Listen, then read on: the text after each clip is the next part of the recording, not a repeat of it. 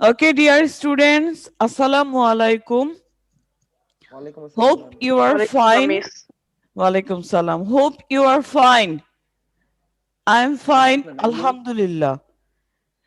Today we will learn about Munir Chaudhuri from Model Question 22.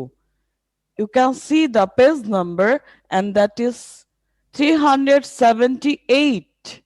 Are you ready?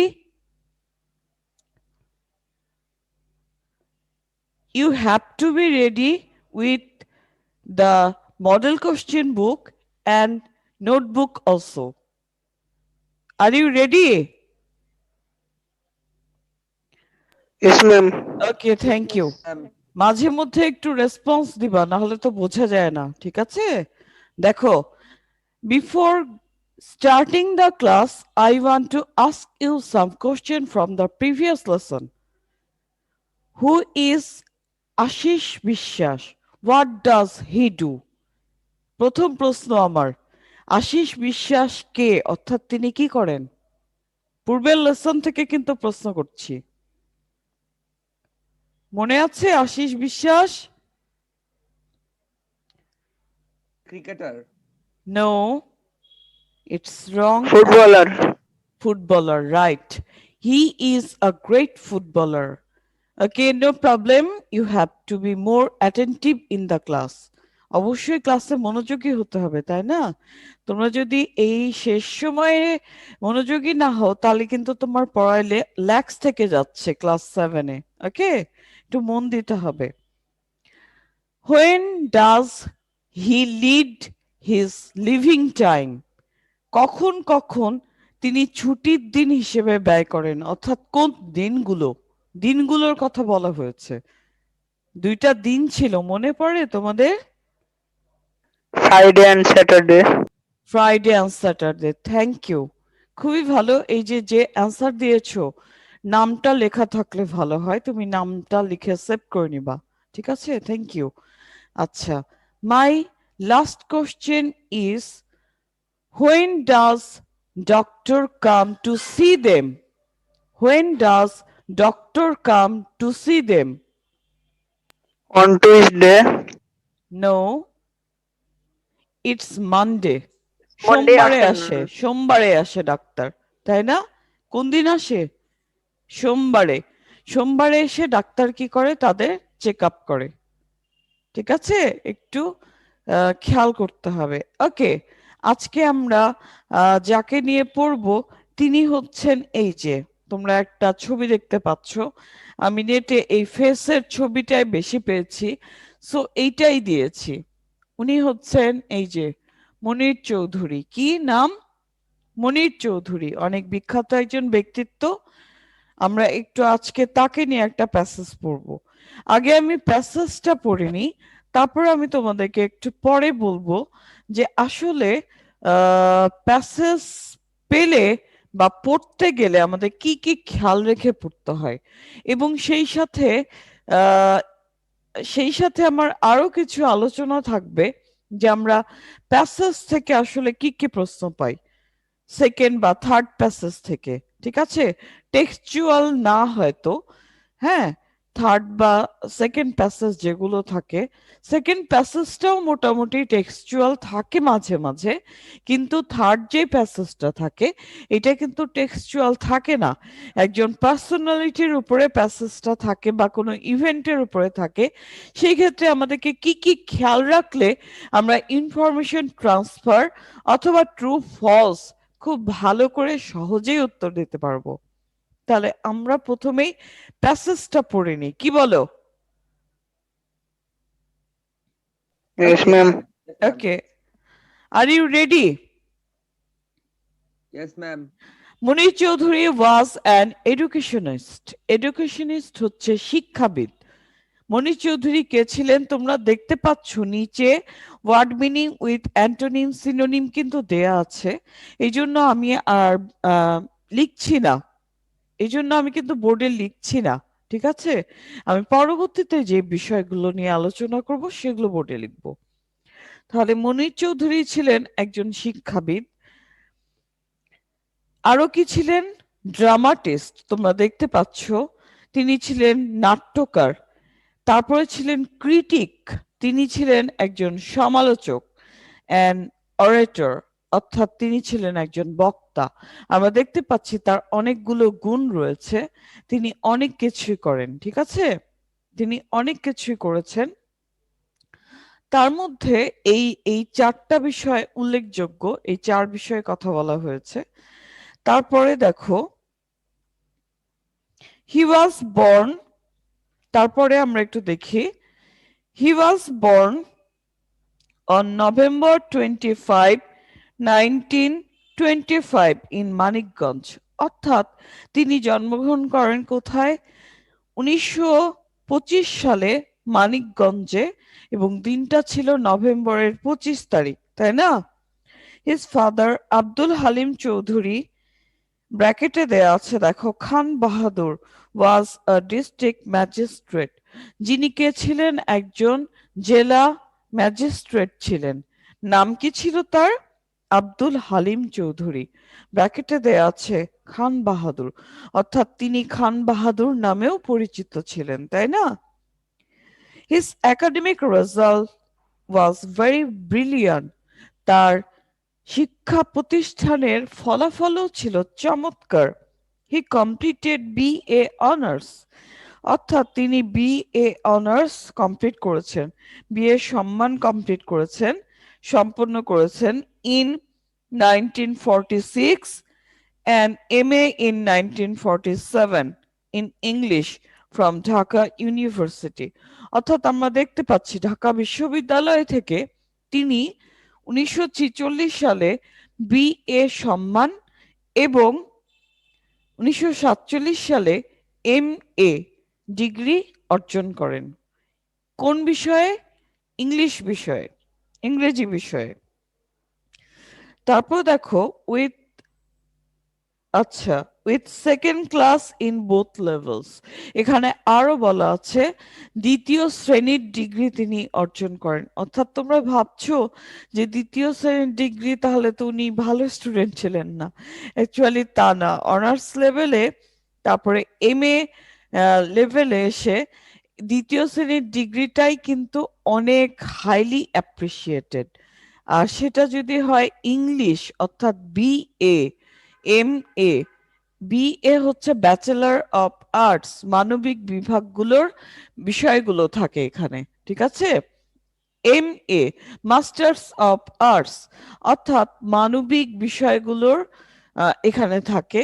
R BSc MSc মানে bachelor of science, বিজ্ঞান বিষয়গুলো থাকে। তাহলে বিজ্ঞান বিষয়ে নাম্বার পাওয়া কিন্তু সহজ, আর মানবিক বিষয়গুলোতে নাম্বার পাওয়া একটু কঠিন, ঠিক আছে, বর্ণনামূলক এবং অনেক বিষয় রয়েছে। তো উনি অনেক ভালো ফলাফল করেন।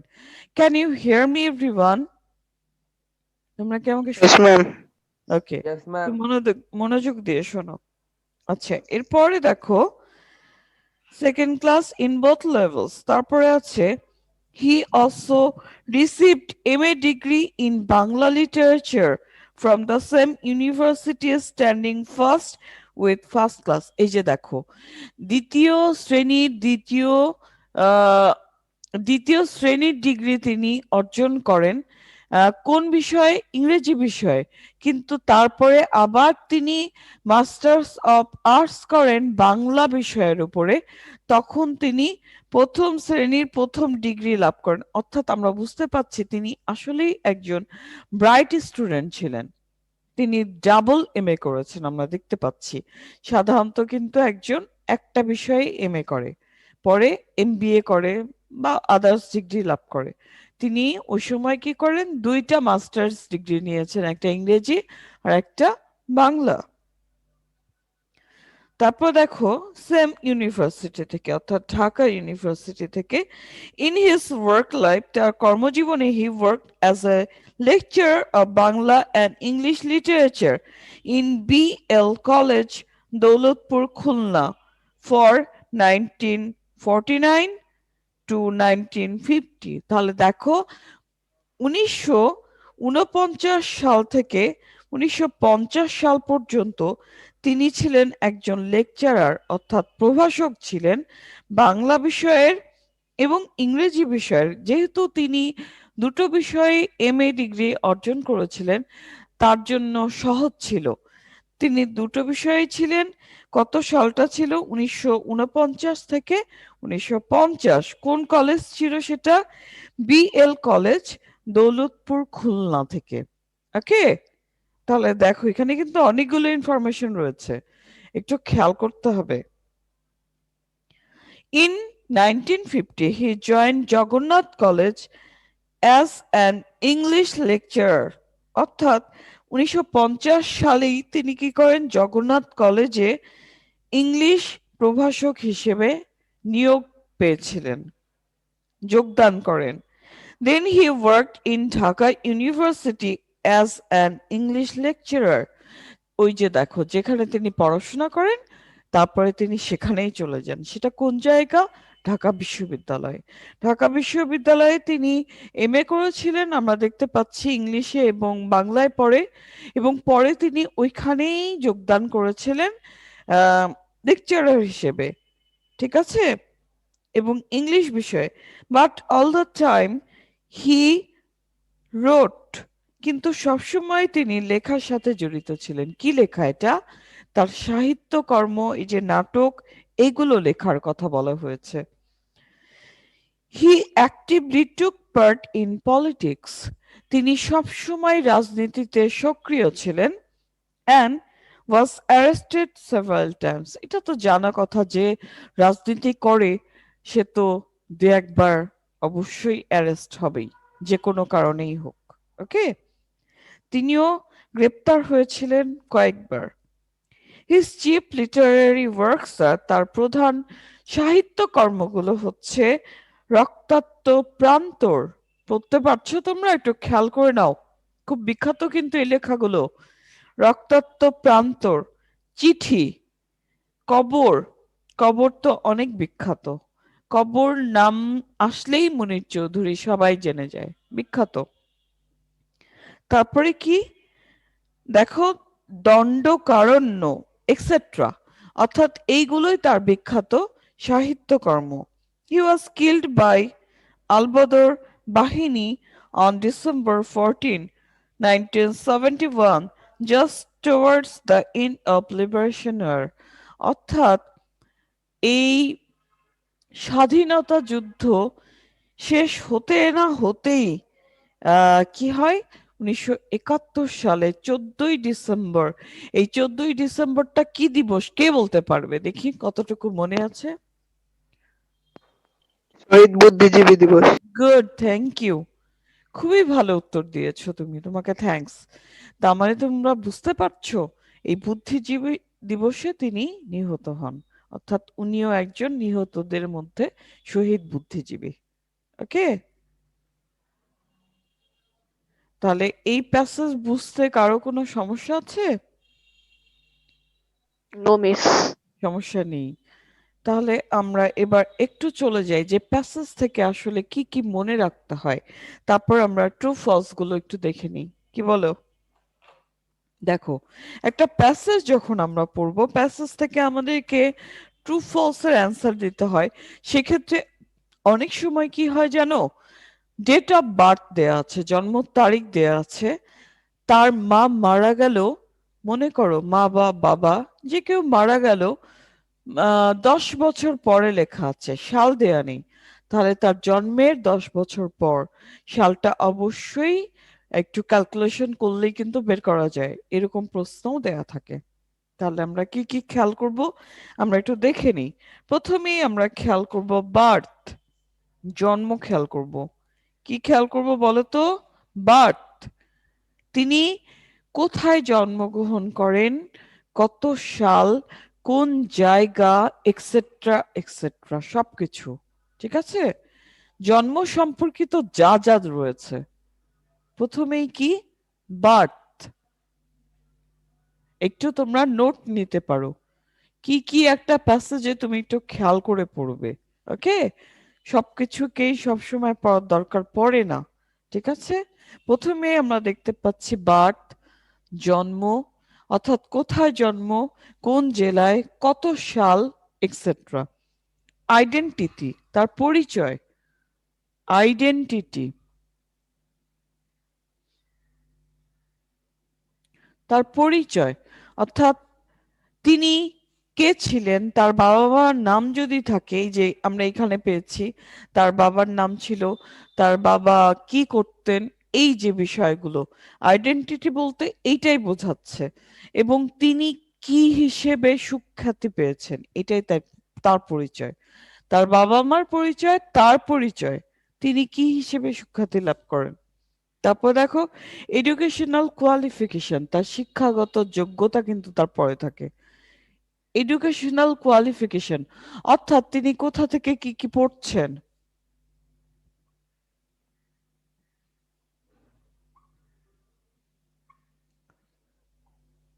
কোয়ালিফিকেশন, তোমরা কি নোট নিচ্ছ? শিক্ষাগত যোগ্যতা, একটু নোট নিয়ে নাও। ওকে, এরপরে দেখো ওয়ার্কিং ক্যারিয়ার, অর্থাৎ তার কর্মজীবনে তিনি কি করেন। ওয়ার্কিং ক্যারিয়ার,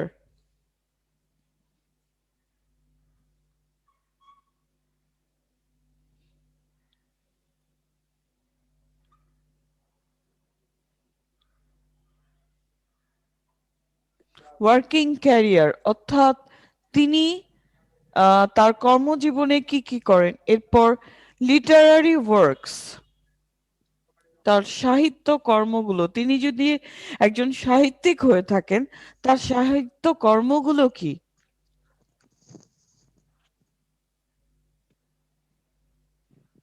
উম, উম,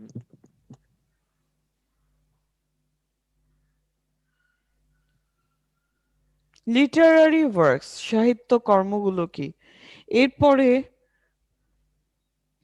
6 নম্বরে আছে ডেথ, অর্থাৎ তিনি যদি মৃত্যুবরণ করে থাকেন তাহলে তার মৃত্যু কবে হয়, কোন জায়গায় হয়, কেন হয়, কার হাতে মারা যান, নর্মাল ডেথ নাকি, সবকিছু, এভরিথিং। ওকে, তাহলে তোমরা দেখতে পাচ্ছ এখানে আমি 6টা পয়েন্ট মেনশন করেছি, আমার মনে হয় এর বাইরে আর কিছু জানার নেই। বার্থ, জন্ম, আইডেন্টিটি পরিচয়, সেটা তার নিজের পরিচয় এবং বাবা মা নাম কি, কে ছিলেন, বাবা মার নাম কি ছিল, এক্সেট্রা সবকিছু। এডুকেশনাল কোয়ালিফিকেশন, শিক্ষাগত যোগ্যতা তার, তিনি কোথা থেকে কোন ডিগ্রি লাভ করেন, কোন ইউনিভার্সিটি, কোন কলেজ, এক্সেট্রা সবকিছু। তারপর দেখো লিটারারি ওয়ার্কস, তিনি যদি একজন সাহিত্যিক হয়ে থাকেন। ওয়ার্কিং ক্যারিয়ার, তার কর্মজীবনে তিনি কি করেছিলেন, কি কি কাজ করেছিলেন, অর্থাৎ তার প্রফেশন কি ছিল, এই বিষয়গুলো। লিটারারি ওয়ার্ক, তার সাহিত্য কর্মগুলো কি, তিনি কোন কোন লেখার জন্য বিখ্যাত। ডেথ, তার মৃত্যু কিভাবে হয়, কবে হয়, কোন জায়গায় হয়, সাল কত, এক্সেট্রা সবকিছু। ঠিক আছে, তাহলে এই ছিল মোটামুটি। এখন আমরা একটু দেখি, ইয়েতে চলে যাই, ট্রু ফলসে চলে যাই। Are you ready? True false বের করেছো?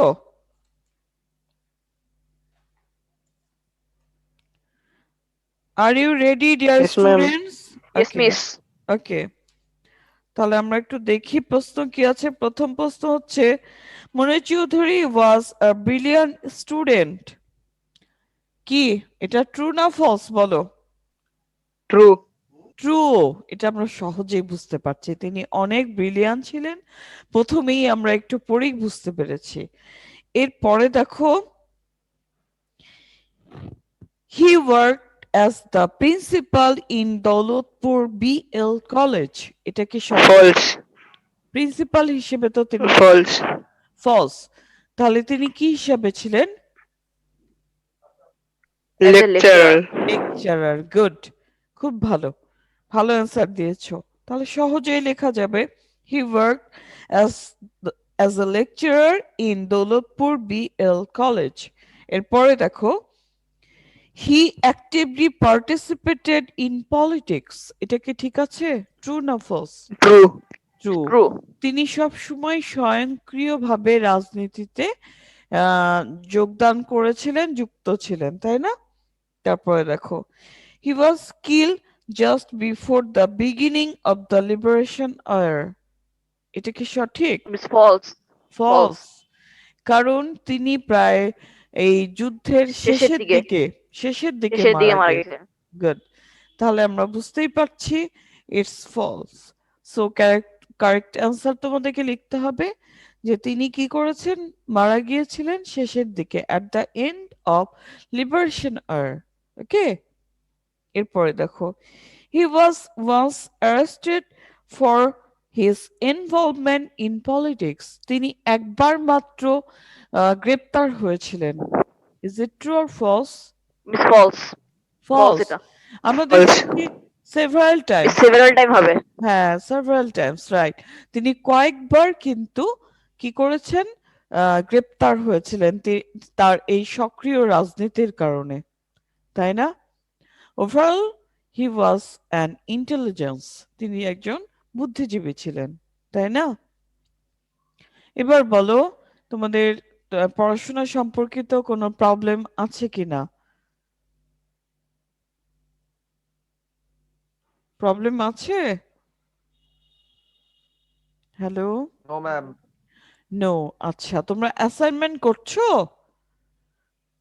অ্যাসাইনমেন্ট কি করছো? Yes, ma'am. অ্যাসাইনমেন্ট Yes, করতে ma'am. গিয়ে কি কোনো প্রবলেম হয়েছে তোমাদের এ Yes, ma'am. Yes, পর্যন্ত? ma'am. Yes, ma'am. হ্যাঁ, অ্যাসাইনমেন্ট করতে গিয়ে কোনো প্রবলেম ফেস করেছো? English No, ma'am. No, English miss. বিষয়ে বলো। নো, তাই না? আচ্ছা, খুব ভালো। ঠিক আছে, খুব ভালো। তাহলে তোমাদের প্রবলেম নেই, ক্লাসগুলো ঠিকভাবে করো। এবং সেই সাথে তোমাদের প্রতি আরেকটু আমার উপদেশ আছে। আম, তোমরা হয়তো একটু টিভি নিউজ চ্যানেলগুলোতে শুনছো যে এই শীতের কারণে করোনা পরিস্থিতি একটু বোধহয় আরো ভাইটাল হতে পারে, তাই না? তাহলে তোমরা একটু সাবধান থাকার চেষ্টা করবে, কি বলো? মাস্কের ব্যবহার, নিরাপদ Yes, দূরত্ব। ma'am. Yes, হ্যাঁ, ma'am. হ্যাঁ, Okay, miss. ওকে। তাহলে তোমাদের ফার্স্ট কাজ কি? ইউজ অফ মাস্ক, তাই না? Second Okay, miss. কাজ কি? সেফলি স্টেইং ফ্রম এনিবডি, যে কোনো কারো কাছ থেকে নিরাপদ দূরত্বে অবস্থান। আর thirdly, using of hand sanitizer, অর্থাৎ তোমার হাতকে পরিষ্কার করতে হবে। তুমি প্রতিনিয়ত স্যানিটাইজার ব্যবহার করবে যদি তোমাকে বাইরে যেতে হয়। আর বাসায় থাকলে হাত ধোয়ার অভ্যাসটা বেশি করতে হবে, বিশেষ করে খাবার পূর্বে। এটা তো হাত 20 সেকেন্ড ধরে ধোয়াটা, খুব ভালোভাবে ধোয়াটা একদম বাধ্যতামূলক। এটাকে তুমি তোমার অবস্থায় অর্থাৎ তোমার অভ্যাসে নিয়ে যাও, হ্যাবিটে নিয়ে যাও, দেখবে তুমি অনেক ভালো থাকবে। আসলেই তাই। আমরা এগুলো এর আগে কখনো মেনটেন করিনি এভাবে, এই করোনা পরিস্থিতিতে যতটা মেনটেন করছি। তবে দেখতে পাচ্ছি যে এই অভ্যাস গঠন করে আল্লাহর রহমতে আমাদের অনেক ভালো হয়েছে। আল্লাহ আমাদেরকে এই পর্যন্ত সুস্থ রেখেছেন, এই জন্য আল্লাহর কাছে আমরা শুকরিয়া আদায় করি। তাহলে আজকে ক্লাস এই পর্যন্তই। নেক্সট ক্লাসে আবারও ইনশাল্লাহ দেখা হবে, কথা হবে অন্য কোনো পার্সোনালিটি নিয়ে, অন্য কোনো কিছু নিয়ে, অন্য কোনো মডেল, অন্য টপিক। ওকে, সবাই ভালো থেকো। Assalamu alaikum, miss. ওয়ালাইকুম Assalamu সালাম। alaikum, ma'am. Good Assalamu bye. alaikum, ma'am. Goodbye. Yes, ma'am. You too.